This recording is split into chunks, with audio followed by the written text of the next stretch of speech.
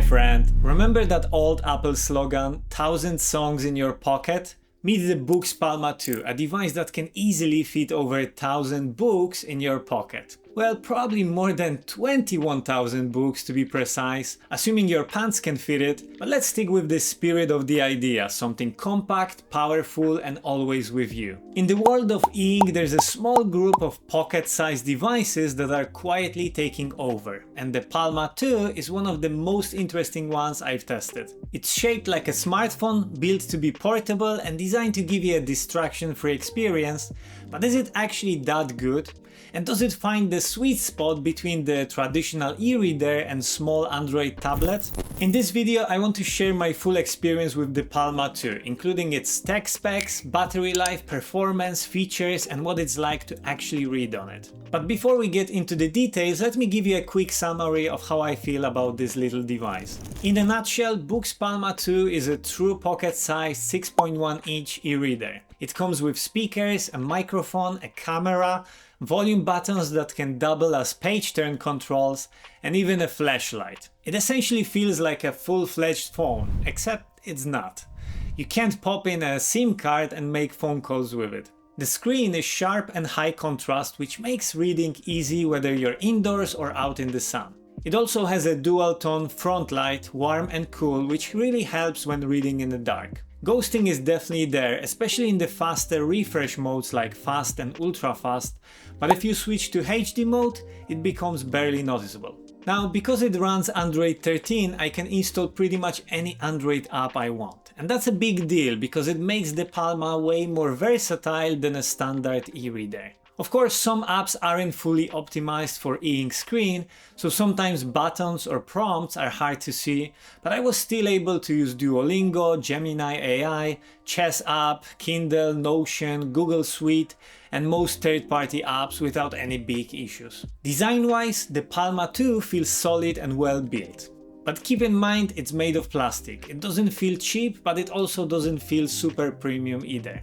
It also comes with a 16 megapixel camera, and to be honest, it's just okay. It works fine for scanning documents, notes or QR codes, but it's slow to focus, sometimes doesn't even focus at all, and the photos are pretty soft. The same goes for video. As soon as you move, the camera keeps refocusing and that creates a weird distortion. So it's really not made for photography or video recording.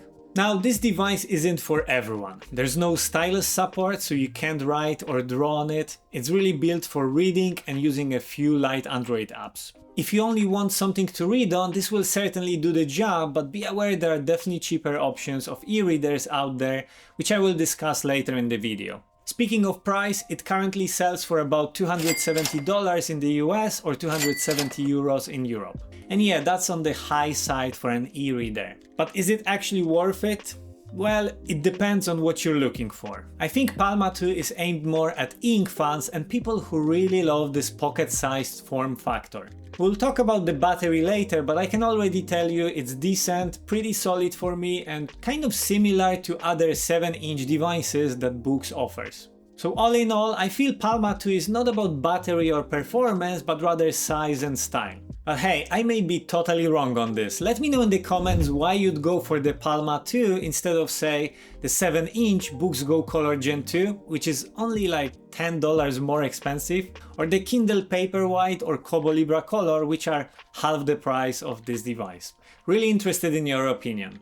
And hey, before we move on, if this video was helpful to you, hit that like button and subscribe to the channel. Appreciate your support. With that quick summary out of the way, let's get into the build quality and design of the Palma 2. Palma 2 is sleek and very smartphone-like, which makes it incredibly easy to carry around. It fits right into a pocket. Now, to be clear, the bigger bezels on the front definitely make it look more like a mid-range devices than a high-end smartphone. But still, it's a clean and functional design.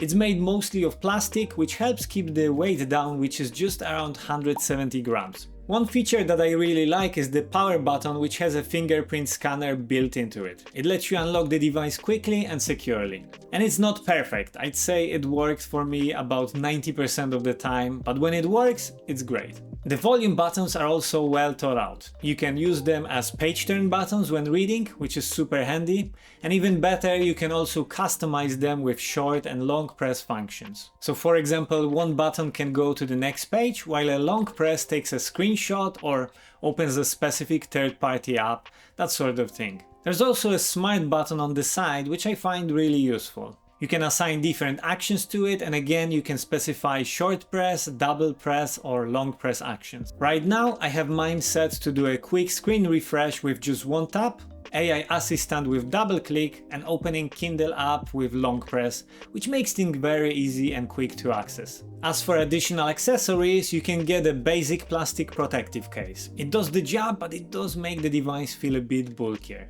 There's also the optional flip fold protective case, which not only protects the device but can also act as a stand, perfect if you want hands-free reading. When it comes to display, this is a 6.13-inch Ink Carta 1200 glass screen with a 300 ppi resolution. What that means in simple terms is that the text and images look incredibly crisp. It's sharp, clear and really comfortable to read whether you're indoors or out in the direct sunlight. If you're reading in a darker environment like at night or in bed, you will really appreciate the dual tone front lights. You can adjust the warmth or coolness of the screen to match your preference, which helps reduce eye strain. Personally, I found the Palma's 2 front light much more pleasant compared to something like the Bigme Hibreak Pro.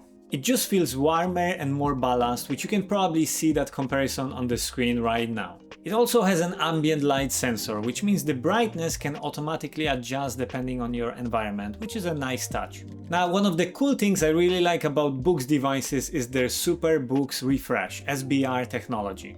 You get 5 different modes: HD, Balanced, Fast, Ultra Fast and Regal. This gives you flexibility depending on what you're doing, like reading, scrolling or even watching a quick video if you really need to, though to be honest it's more of an on-the-go option. The Palma isn't really designed for video content, but it can handle it in a pinch.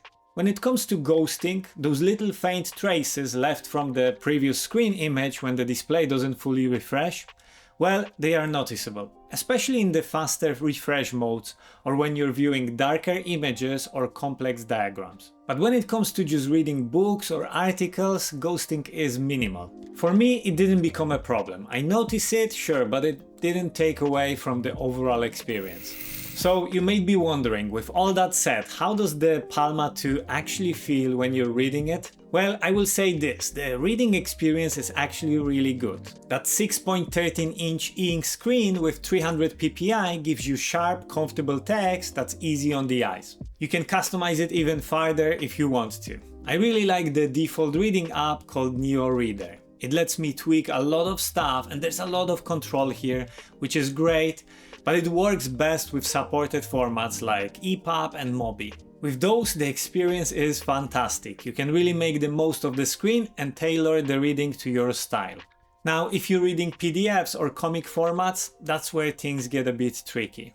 Because of the screen size and ratio, it can be hard to fully enjoy or comfortably read those kind of files. They're just not made for this form factor. That said, I do have 2 tricks that help a lot. First, I switch to scrolling view and use the fit to screen option, which makes flipping through content smoother.